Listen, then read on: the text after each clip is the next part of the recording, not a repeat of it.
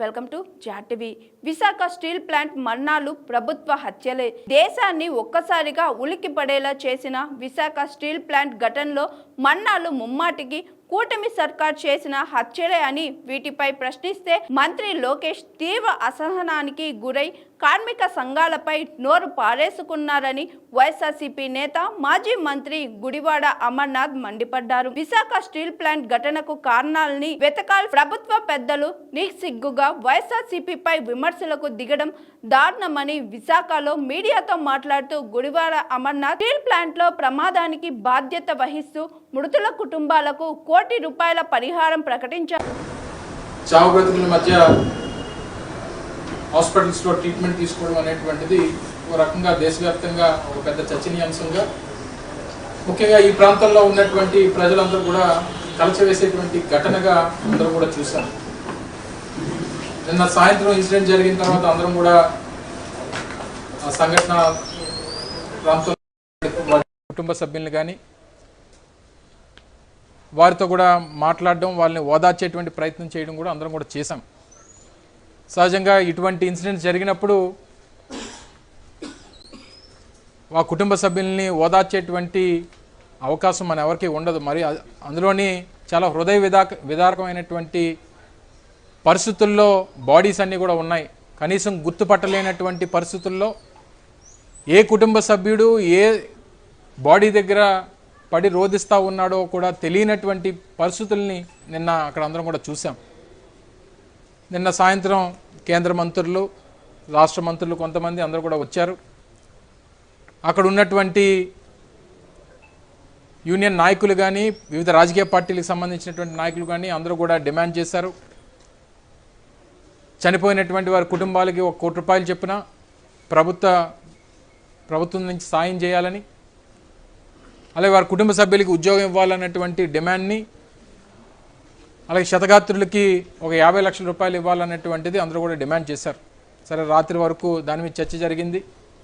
కేంద్ర మంత్రి గారు వచ్చి 25 లక్షలు ఎక్స్గ్రేషియా ప్రకటించారు. ఇవన్నీ జరుగుతున్నటువంటి క్రమంలో ఈరోజు స్థానికంగా ఉన్నటువంటి రాష్ట్రానికి సంబంధించినటువంటి ఉప ముఖ్యమంత్రి గారు, అలాగే ముఖ్యమంత్రి గారి కొడుకు షాడో సీఎం కూడా ఈరోజు రావడం జరిగింది.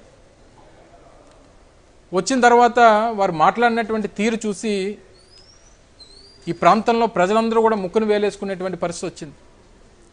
వాళ్ళు వీరు దేనికి వచ్చారు, వీరు వచ్చినటువంటి దానికి కారణం ఏంటి, కేవలం రాజకీయాలు చేయడానికి వచ్చారా, రాజకీయాలు మాట్లాడడానికి వచ్చారా, లేదా కుటుంబాలకి ధైర్యం చెప్పి వారికి ఏదో ప్రభుత్వం తోడుగా ఉంటుందనేటువంటి భరోసా ఇవ్వడానికి వచ్చారా అనేటువంటిది అర్థం కాలేదు ఎవరికి కూడా. ఉదయం నుంచి జరిగినటువంటి సిరీస్ ఆఫ్ ఇన్సిడెంట్స్ చూస్తే, ఉదయం షాడో సీఎం గారు ముఖ్యమంత్రి గారు కొడుకొచ్చి కేజీహెచ్ దగ్గర అక్కడ వివిధ కార్మిక సంఘాలకు సంబంధించినటువంటి నాయకులు ఉంటే వారితో మాట్లాడినటువంటి తీరు చూసాం.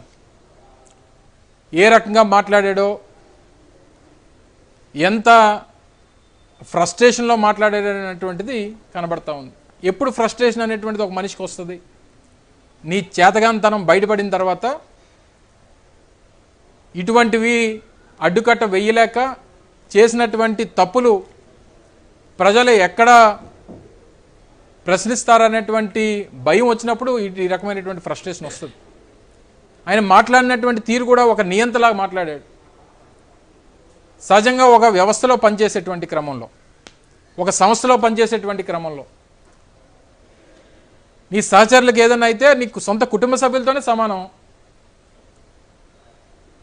నేను పనిచేసేటువంటి ఒక రాజకీయ పార్టీలో కానీ, మీరు పనిచేసేటువంటి ఒక మీడియా ఛానల్లో కానీ, లేదా ఒక ఇండస్ట్రీలో పనిచేసినప్పుడు మన సహచరులకు ఏదైనా జరిగితే మన కుటుంబ సభ్యులు జరిగినట్టే చూస్తాం. ఈ మనిషి ఏం మాట్లాడతాడు, మీ ఇంట్లో ఎవరన్నా పోయారా అంటే, నీ ఇంట్లో ఎవరన్నా పోతేనే వచ్చి నిన్ను అడగాల? దానికి మా ఇంట్లో పోయినోడు ఎవడన్నా వచ్చి ఆ బాధలో వారు ఏం జరుగుతుందో తెలియనటువంటి పరిస్థితులు ఆ కుటుంబ సభ్యులు ఉంటే, ఆ కుటుంబ సభ్యుల తరపున కార్మిక సంఘాలు ప్రభుత్వాన్ని ప్రశ్నిస్తే నీ తాలూకా సమాధానం అంత యారగెంట్గా ఉంటే, కొంతమంది పెద్దలు చెప్తా ఉన్నారు, కుక్కను తీసుకొని వచ్చి కనకపు సింహాసనం మీద కూర్చోబెడితే ఈ రకంగానే వ్యవహరిస్తుంది అన్నటువంటి మాట. ఏ రకంగా అంటే అంత బరితెగించి ఓదార్చాల్సినటువంటి సమయంలో తిరిగి రెచ్చగొట్టేటువంటి మాటలు మాట్లాడినటువంటి సందర్భాలు చూసాం. కార్మిక సంఘాలని సీనియర్ మోస్ట్ నాయకులు, బహుశా వారు ఆ కార్మిక సంఘాల్లో పనిచేసేటువంటి సమయానికి బహుశా నువ్వు పుట్టుండవు కూడా. అంత senior most trade union leaders అక్కడ ఉంటే వారిని నీకు అధికారం ఉంది కాబట్టి నీకు చెల్లిపోతా ఉంది. అధికారం ఎప్పుడు శాశ్వతం కాదు. నువ్వు మాట్లాడినటువంటి మాట ఎప్పటికీ కూడా విశాఖ ఉక్కు చరిత్రలో అనేక ఇన్సిడెంట్స్ గతంలో జరిగి ఉండొచ్చు, కానీ ఇప్పుడు ప్రభుత్వం వ్యవహరించినటువంటి తీరు, ఈ ప్రభుత్వం తరపున వచ్చినటువంటి ఈ ప్రతినిధిగా వచ్చినటువంటి ఈ మనిషి తాలూకా వ్యవహారం తీవ్రంగా ఖండించాల్సినటువంటి అవసరం ఉండొచ్చు. మాకెవరికి ఉత్తరాంధ్ర ప్రాంతంలో మీలా డబ్బు ఉండకపోవచ్చు, నీలా అక్రమ సంపాదన ఉండకపోవచ్చు, కానీ ఇక్కడ ఉన్నటువంటి నాయకులకి, కార్మిక సంఘాల నేతలకి ఆత్మగౌరవం, ఆత్మాభిమానం అనేటువంటిది ఉంటుంది అనేటువంటి విషయాన్ని ఈ సందర్భంగా గుర్తు చేస్తూ ఉన్నాం. మీరు చేసినటువంటి తప్పిదాల వల్ల గడిచినటువంటి 24 మాసాలుగా ప్లాంట్ని నిర్వీర్యం చేసేటువంటి క్రమంలో జరిగినటువంటి ప్రమాదం ఇది ముమ్మాటికి ఈ కూటమి ప్రభుత్వం తాలూకా హత్యలుగానే భావించాలని చెప్పి సందర్భంగా తెలియజేస్తా ఉన్నా. దానికి గల కారణాలు కూడా చెప్తాం. 2024లో వారు ప్రభుత్వంలోకి వచ్చిన తర్వాత ఎప్పటి నుంచో పనిచేస్తున్నటువంటి కాంట్రాక్ట్ వర్కర్స్ని, సీనియర్ మోస్ట్ ఉన్నటువంటి పర్మనెంట్ ఎంప్లాయీస్ని బలవంతం పెట్టి, ఎంప్లాయీస్ని అయితే బలవంతంగా వాలంటరీ రిటైర్మెంట్ చేయాలని చెప్పి మెగా విఆర్ఎస్ అని చెప్పి వాళ్ళ మీద ప్రెజర్ పెట్టి, వారి మీద పని ఒత్తిడి పెట్టి, అయితే మీరు ఈ పని చేయాలి లేకపోతే రిటైర్మెంట్ చేసుకొని వెళ్ళిపోండి అని చెప్పి వారి మీద ప్రెజర్ చేసేటువంటి కార్యక్రమం చేశారు. ఈ 24 మాసాలు వారు అధికారంలోకి వచ్చినటువంటి 24 మాసాల్లో దాదాపు 6,000 మంది కాంట్రాక్ట్ ఎంప్లాయీస్ని తొలగించారు. విఆర్ఎస్ పర్మనెంట్ ఎంప్లాయీస్ని దాదాపు 1,800 మందితో విఆర్ఎస్ పెట్టించారు. సహజంగా వయసు రీత్యా రిటైర్ అయిపోయినటువంటి వారు నెలకి 100-150 మంది చొప్పున దాదాపు 2,000 మంది పైగా రిటైర్. ఈ నెలలో 200 మంది రిటైర్ అవుతూ ఉన్నారు. ఈ జూన్ మాసంలో 200 మంది రిటైర్ అవుతూ ఉన్నారు. అంటే 2024లో ప్లాంట్లో ఉండేటువంటి వర్క్ ఫోర్స్, అటు పర్మనెంట్ కానీ కాంట్రాక్ట్ ఎంప్లాయీస్ కానీ 30,000 మంది ఉంటే అది ఈరోజు దాదాపు 16,000-17,000కి చేరిపోయింది. అంటే 30,000 మంది చేయాల్సినటువంటి పనిని ఈరోజు 15,000-16,000 మంది చేస్తూ ఉన్నారు. అంటే ఎంత పని, డబల్, 100% పని ఒత్తిడి వారి మీద పెరిగింది. దేశంలో ఏ ప్రభుత్వ రంగ సంస్థల్లో లేనటువంటి ఒక విధానాన్ని ఈరోజు విశాఖపట్నం స్టీల్ ప్లాంట్ తీసుకుని వచ్చారు. ఏం చెప్తారు? ప్రొడక్షన్ లింక్డ్ శాలరీస్ ఇస్తాం మీకు. అంటే నువ్వు ఎంత పని చేస్తే, ఎంత ప్రొడక్షన్ వస్తే దాన్ని బేస్ చేసుకొని నీకు శాలరీస్ ఇస్తాం. అంటే ప్రొడక్షన్ వారికి ఇచ్చినటువంటి టార్గెట్ 100% ఉంటే వారు 80% చేస్తే వారికి ₹1,00,000 రావాల్సినటువంటి జీతం 80,000 వస్తుంది. దేశంలో ఏ ప్రభుత్వ రంగ సంస్థలో ఈ విధానం ఉందో చెప్పమనండి. ఎప్పుడన్నా ఎక్కడన్నా ఉన్నటువంటి జీతంకి నువ్వు ఎడిషనల్గా పనిచేస్తే లేదా ప్లాంట్కి ఎడిషనల్గా లాభాలు వస్తే బోనస్లు, ఇన్సెంటివ్స్ ఇచ్చేటువంటి విధానం చూసాం. కానీ ఈ ప్రొడక్షన్ లింక్డ్ శాలరీస్ అనేటువంటివి మొదటిసారి ఈ దేశంలో ఓ ప్రభుత్వ రంగ సంస్థలో, అది విశాఖపట్నం స్టీల్ ప్లాంట్లో జరగడం అనేటువంటి చూస్తా ఉన్నాం. Technical, non technical, executive and non executive. ఎగ్జిక్యూటివ్లో సహజంగా ట్రాన్స్ఫర్స్ అనేటువంటి ఉంటాయి, ఎందుకంటే అడ్మినిస్ట్రేటివ్లో ఉంటారు కాబట్టి. ప్రొడక్షన్ వైపు నాన్ ఎగ్జిక్యూటివ్ ఉంటుంది కాబట్టి సహజంగా ఉన్నటువంటి మెషినరీ కూడా లాస్ట్ 25-30 ఇయర్స్ నుంచి నడుస్తూ ఉన్నటువంటి మెషినరీ కాబట్టి ఆ మెషినరీతో అటాచ్ అయి ఉన్నటువంటి నాన్ ఎగ్జిక్యూటివ్ స్టాఫ్ ఎవరైతే ఉన్నారో సహజంగా వారే కంటిన్యూ అవుతూ ఉంటారు. సీనియారిటీని బట్టి అక్కడ ఆ ప్లాంట్ వర్కింగ్ ఏ రకంగా జరుగుతుంది అనేటువంటి వారికి అవగాహన ఉంటుంది కాబట్టి ఆ రకంగానే జరుగుతూ ఉంటుంది. కానీ మొదటిసారి గడిచినటువంటి ఈ 3-4 మాసాల నుంచి నాన్ ఎగ్జిక్యూటివ్ స్టాఫ్ను కూడా ట్రాన్స్ఫర్స్ చేస్తూ ఉన్నారు. అంటే బ్లాస్ట్ ఫర్నెస్లో ఉన్నటువంటి వారిని ఎస్ఎంఎస్కి తీసుకురావడం, ఎస్ఎంఎస్లో ఉన్నటువంటి వారిని ఎంఎంఎస్కో ఇంకో దానికో తీసుకెళ్ళడం, ఇలాగా ఈ మార్పులు చేర్పుల వల్ల ప్లాంట్ మెషినరీ అనేటువంటిది ఏ రకంగా రన్ అవుతుంది అనేటువంటి దాని మీద కాస్త వారికి కూడా ఎక్స్పీరియన్స్ తక్కువ ఉంటుంది. రెండోది సేఫ్టీ మెజర్స్ అనేటువంటివి దానికి కావాల్సినటువంటి మెయింటెనెన్స్ సపోర్టు యాజమాన్యం నుంచి కానీ, సేఫ్టీ ఆడిట్ జరగాల్సినటువంటి పరిస్థితులు కానీ, పని ఒత్తిడి అంటే 10 మంది చేయాల్సినటువంటి పని ఈరోజు 5 చేయాల్సినటువంటి పరిస్థితి వచ్చింది. ఇవన్నీ మీ ప్రభుత్వం వచ్చిన తర్వాత మీ చేతగానితనం వల్ల. హౌస్ రెంట్ అలవెన్స్లు లేవు, బోనస్లు లేవు, 4.5 మాసాలుగా జీతాలు లేవు, వైద్యానికి సంబంధించినటువంటి సహకారం గతం నుంచి ఉండేది అది లేదు, ప్లాంట్లో ఏదైతే స్టాఫ్ క్వార్టర్స్ ఉంటాయో ₹10 ఉండేది యూనిట్ రేటు, సబ్సిడీ మీద ఇచ్చేవారు. ఈరోజు ₹9.50 అంటే ఖాళీ చేసి పొమ్మని మని ఎంప్లాయీస్ని. సరదాగా పిల్లల్ని తీసుకొని సంవత్సరానికి ఒకసారి ఎల్టీసీ ఉండేది, అది లేదు. మరి ఇంకా ప్లాంట్ నుంచి యాజమాన్యం తరపు నుంచి కార్మికులకి మీరు ఏం చేస్తున్నట్టు, ఏం సహకారం అందిస్తున్నట్టు? చివరికి ఈరోజు ప్రాణాలకి భద్రత కూడా లేనటువంటి పరిస్థితిలో ఈరోజు ప్లాంట్ ఉంది. దీనికి మీ చేతకంతనం కాదా? దానికి సమాధానం చెప్పలేక ఫ్రస్ట్రేట్ అయిపోయి కార్మిక సంఘాలు వస్తే వారి మీద తిరగబడతావా? ఇది తీవ్రంగా ఖండిస్తూ ఉన్నాం. ఇది తప్పని చెప్పి ఈ కూడా తెలియజేస్తూ ఉన్నారు. ఇక ఉప ముఖ్యమంత్రి గారు వచ్చారు. వారు ఏం మాట్లాడతారో తెలియదు. వారికి అవగాహన ఉండి మాట్లాడతారో, అవగాహన లేక మాట్లాడతారో, లేకపోతే ఎవరో మాట్లాడమంది మాట్లాడతారో తెలియనటువంటి పరిస్థితుల్లో వారి మాటలు ఉన్నాయి. జగన్మోహన్ రెడ్డి ఇప్పుడు నిన్న జరిగినటువంటి ఇన్సిడెంట్కి గత ప్రభుత్వానికి ఏంటండి సంబంధం? వారు ఏం మాట్లాడుతున్నారు? ఎప్పుడన్నా మీరు ఈ 2 సంవత్సరాల్లో లేదా గతంలో కానీ మోడీ గారితో కేంద్ర ప్రభుత్వంతో మాట్లాడడం కానీ, ఎందుకంటే గతంలో కూడా మీరు బీజేపీతో ఉన్నారు, తెలుగుదేశం పార్టీతో కలవక ముందు నుంచి బీజేపీతో ఉన్నారు. ఎప్పుడన్నా భారతీయ జనతా పార్టీని, కేంద్రంలో ఉన్నటువంటి ప్రధానమంత్రి గారిని ఎప్పుడన్నా ప్లాంట్ ప్రైవేటైజ్ చేయొద్దు అన్నటువంటి మాట ఎప్పుడన్నా చెప్పారా మీరు? తిరిగి ప్లాంట్ కార్మికులను నిందించడం, ఒకనొక సందర్భంలో దేశవ్యాప్తంగా తీసుకున్నటువంటి కొన్ని విధానాల్లో విశాఖపట్నం స్టీల్ ప్లాంట్ కూడా ప్రైవేటైజ్ చేస్తూ ఉన్నారు.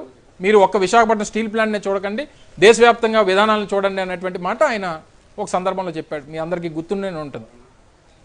ఒకనొక సందర్భంలో ఏమన్నారు, కార్మికులందరూ వస్తే నేను పోరాటం చేస్తానని. వాళ్ళు వచ్చినా లేదు పోరాటం. చివరికి మళ్ళీ ఈరోజు ఇన్సిడెంట్ జరిగితే జగన్మోహన్ రెడ్డి గారి తాలూకా వైఫల్యంతో ఈ ఇన్సిడెంట్ జరిగింది. జగన్మోహన్ రెడ్డి గారు ప్రభుత్వంలో లేరండి, అధికారంలో ఉన్నది మీరు. ఇన్ఫ్యాక్ట్ 2021 జనవరి 27వ తారీఖున మొట్టమొదటిసారిగా దీని మీద ప్రకటన చేసినప్పుడు ఏదైతే విశాఖపట్నం స్టీల్ ప్లాంట్ని ప్రైవేట్ పరం చేయబోతా ఉన్నాం, దీపంలో దీని మీద నిర్ణయం తీసుకున్నామని చెప్పి కేంద్ర ప్రభుత్వం నుంచి ప్రకటన తీసుకున్న తర్వాత ఆ రోజు ముఖ్యమంత్రిగా ఉన్నటువంటి జగన్మోహన్ రెడ్డి గారు కేవలం 5-6 రోజుల వ్యవధిలోనే ప్రధానమంత్రి గారికి రాసినటువంటి లేఖ ఇది. విశాఖపట్నం స్టీల్ ప్లాంట్ని ప్రైవేట్ పరం చేయడానికి వీల్లేదు, ఇది ప్రభుత్వ రంగ సంస్థగానే కొనసాగాలి, దానికి అనేక రకాలైనటువంటి ఆప్షన్స్ ఉన్నాయి, వీటినన్నిటిని కూడా పరిశీలించండి, ఇది రాష్ట్ర ప్రజల తాలూకు ఆత్మగౌరవానికి సంబంధించినటువంటి ఇష్యూ, ఉత్తరాంధ్ర ప్రజలకు సంబంధించింది, తెలుగు రాష్ట్రాలకు సంబంధించింది, 33 మంది ప్రాణాలు బలిగొని సాధించుకున్నటువంటి విశాఖపట్నం స్టీల్ ప్లాంట్, ఇది సెంటిమెంట్తో కూడినటువంటి అంశం అని చెప్పి లేఖ రాసినటువంటి సందర్భాలు చూపించమనండి. ఒక లేఖ వారు రాసినటువంటి లేఖను చూపించమనండి. 2021-27 జనవరి వారు నిర్ణయం తీసుకుంటే ఫిబ్రవరి 6వ తారీఖున రాసినటువంటి లేఖ ఇది. ఇదొకటే కాదు, అనేక మార్లు తర్వాత కూడా 2-3 సందర్భాల్లో రాశారు. 2022లో నవంబర్ 12వ తారీఖు విశాఖపట్నంలో నరేంద్ర మోడీ గారి సభ కొన్ని ప్రారంభోత్సవాల కోసం విశాఖపట్నం వస్తే అదే వేదిక మీద నుంచి ముఖ్యమంత్రిగా జగన్మోహన్ రెడ్డి గారు ఎట్టి పరిస్థితుల్లో విశాఖపట్నం స్టీల్ ప్లాంట్ ప్రైవేట్ పరం కావడానికి వీల్లేదు, చెయ్యొద్దు అని చెప్పి మోడీ గారు వేదిక మీద ఉంటుండగానే లక్షలాది మంది ప్రజల ముందు మాట్లాడినటువంటి విషయాలు మర్చిపోతే ఎలా?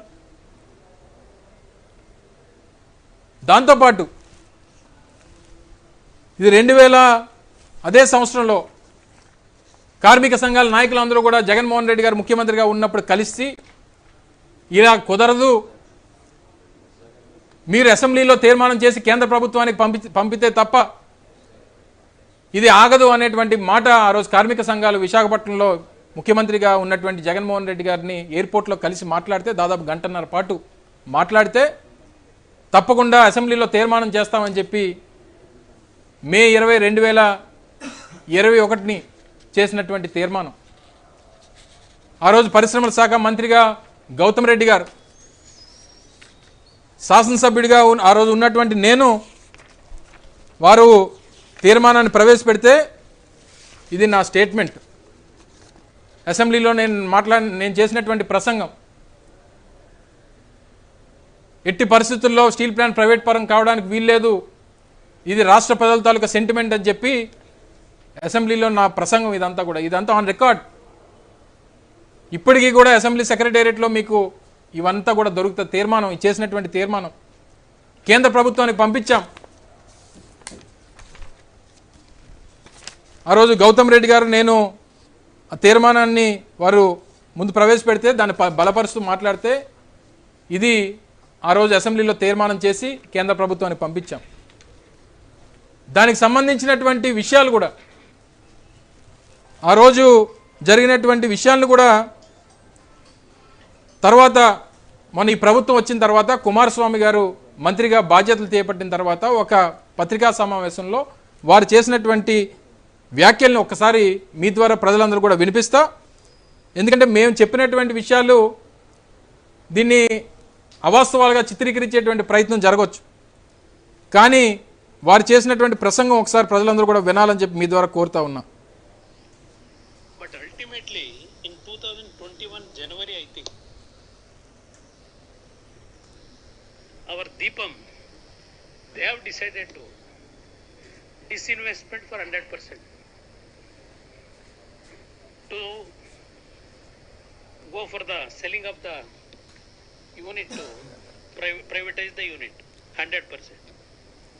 But during that time Andhra government, they have passed a resolution in the Andhra Assembly opposing this disinvestment. Hi, this is Swathi.